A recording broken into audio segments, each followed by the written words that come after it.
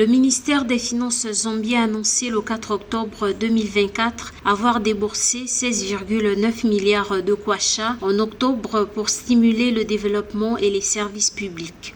Ce fonds a permis de répondre à la fois aux besoins immédiats des services publics et aux objectifs économiques à long terme. La masse salariale mensuelle des fonctionnaires a représenté une part importante du budget d'octobre avec 4,5 milliards de kwacha alloués aux salaires et aux dépenses connexes. En plus de répondre aux besoins opérationnels et en capital, le Trésor a alloué 4,7 milliards de kwacha au service de la dette et au démantèlement des arriérés. Cette allocation fait partie d'une stratégie gouvernementale plus large visant à gérer le lourd fardeau de la dette de la Zambie, un défi permanent pour ce pays d'Afrique australe.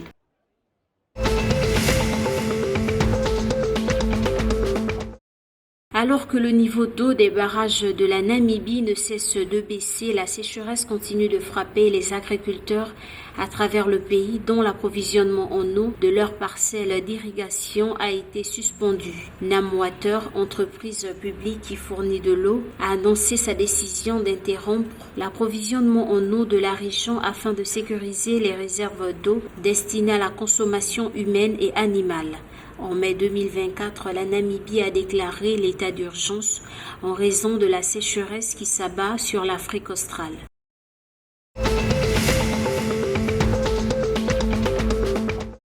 Les troubles post-électoraux qui ont suivi la proclamation des résultats de l'élection présidentielle à Maputo au Mozambique ont été dénoncés le 1er novembre 2024 par l'Association du Bureau du Mozambique. Les attaques physiques et les menaces de mort proférées par des policiers contre le président du conseil provincial de Niassa, Celso Mendoza Diego, et a déclaré qu'elle envisagerait d'engager des poursuites pénales contre les policiers. Condamnant l'acte de brutalité, le conseil provincial a exigé avec la plus grande urgence que le ministère public et le ministère de l'Intérieur prennent des mesures nécessaires pour une enquête rigoureuse sur cette affaire, affirmant que les responsables doivent être punis.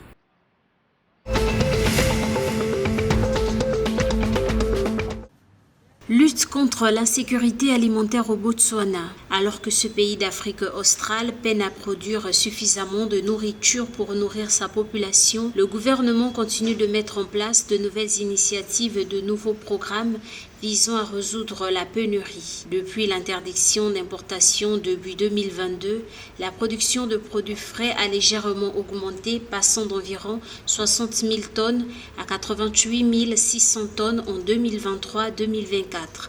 Face à la sécheresse dévastatrice qui continue de ravager le pays, la production céréalière de la campagne 2023-2024 s'est établie à environ 21 000 tonnes. Cela ne satisfait que 7% de la demande nationale de céréales de 300 000 tonnes.